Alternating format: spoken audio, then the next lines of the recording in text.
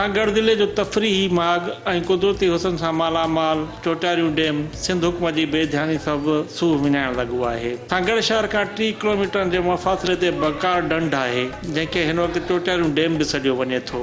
चोटारियूं dam जे जुड़ण खां अॻु कार मखी ॿेले जे 100 खां मथे नंढनि तोड़े वॾनि ढंढनि खे पाण में मिलाए अरबे रुपयनि जी लाॻत सां पाणी स्टॉक करण लाइ डैम तामीर कयो वियो। चोटारियूं डैम ते हयात खाते पॉइंट ऐं रेस्टोरेंट पिणु जोड़ायो ऐं ॿेड़ियूं पिणु ॾिनियूं। मालिकी न हुअण करे ॿेड़ियूं केतिरे अरसे खां ख़राब किनारनि ते नज़र अचण लॻियूं आहिनि। चोटारियूं डैम ते मुल्क जी कुंड कड़छ मां तफ़री लाइ ईंदड़ थियण लाइ का बि सहूलियत मौजूदु न आहे। चोटारियूं डैम ॾांहुं ईंदड़ रोड ते सफ़र दौरान सयाह मुश्किलातुनि खे मुंहुं ॾेई रहिया आहिनि। रोड ज़बून हुअण करे सयाह तफ़रीही मार्गनि जो रुख करे रहिया आहिनि। फितरी हुसन खे ॾिसण लाइ ईंदड़ सयाहनि सिंध टीवी न्यूज़ के बुधायो त एक पिकनिक पॉइंट पर आए हैं। ये सांगड़ का जो डैम है और माशाल्लाह यहाँ पर बहुत अच्छा व्यू है और सारी चीज़ें बहुत ज़बरदस्त हैं। फैसिलिटीज़ वगैरह का बहुत प्रॉब्लम है, जैसे पानी वगैरह का बहुत मसला है, बिजली का बहुत मसला है। यहाँ के MNAs MPs वगैरह यहाँ पर कोई काम वाम नहीं करता। चोटारी डैम ॾाढी भली आहे असांजी सांगड़ डिस्ट्रिक्ट जी हिकिड़ी पॉइंट आहे। अगरि इनखे डिस्ट्रिक्ट गवर्नमेंट जेका हिते जा MNAs आहिनि MPs आहिनि हू थोरी इनखे लुक आफ्टर कनि,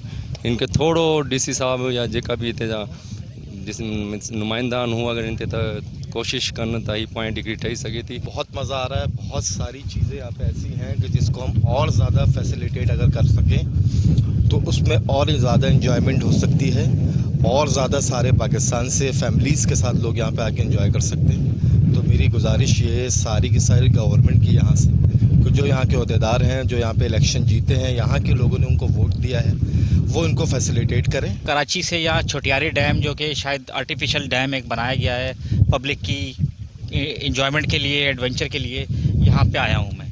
आप इसको देख सकते हैं कितना खूबसूरत डैम इस वक्त हमारे पास पाकिस्तान में मौजूद है और हमारे पास तफरी की ऐसी कितनी जगहें मौजूद हैं जो कि नेचुरल हमारे पास ऑलरेडी हैं। गवर्नमेंट से मेरी एक रिक्वेस्ट है कि उनको फुल सपोर्ट करें, उनको ऐसी फैसिलिटीज़ दे जाएँ कि इसको एक पूरा एक स्ट्रक्चर खड़ा करें।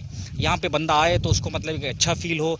ये लोग अपनी तौर पे जो कोशिश हो सकती है वो कर रहे हैं, हमें फैसिलिटेट कर रहे हैं, हमें सिक्योरिटी प्रोवाइड कर रहे हैं, हमें अच्छा व्यू देने की कोशिश कर रहे हैं, लेकिन इसको बहुत ऊपर लेके जा सकते हैं नेक्स्ट लेवल पे हम लोग। त हिते खोड़ सारियूं आहिनि। असां जेको पंहिंजे पाण जेको पाण मदद कई आहे ऐं हिते जीअं रोड बि आहे, लाइट बि तक़रीबन 4 सालनि खां न आहे ऐं सिंध जी वॾे वॾो हिकु मार्ग ठहण लाइ वञी रहियो आहे। त हिते का बि अहिड़ी सहूलियत न आहे जेके माण्हू अची हिकिड़ो प्रोग्राम ॾिसनि। बहरहाल उन्हनि माण्हुनि खे जस्त थो ॾियनि, पोइ बि हिते माण्हू अचनि था। जेकर हिते फैसिलिटी हुजे ऐं उन खां पोइ इंतज़ाम छांव जो हुजे, पाणी पीअण जो हुजे ऐं उन खां पोइ रोड आहिनि, खोड़ सारी शयूं हिते तमामु ज़रूरत आहे।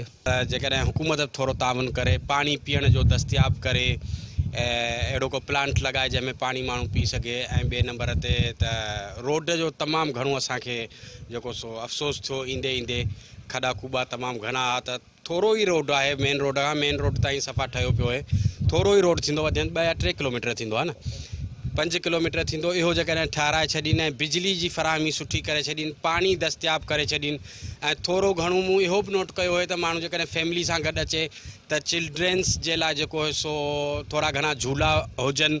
न रोड आहे हिते, न बिजली आहे, का बि सहूलियत कोन्हे, न को हिते को हुकूमत जे तरफ़ां को पार्क आहे, न को पाणी आहे पीअण लाइ, का बि फैसिलिटी कोन्हे। सिर्फ़ु या NGOs जी बिल्डिंग या ऑफिस ठाहे छॾींदा आहिनि, बसि इन अधु सहूलियत आहे त अधु आहे ई कोन्हे। हिते को बि मथां तावन कोन्हे। लाइट कोन्हे, 4 साल थिया आहिनि लाइट कटी पई आहे, न लाइट जी सहूलियत आहे ऐं न असां वटि जेको रोड जी सहूलियत आहे।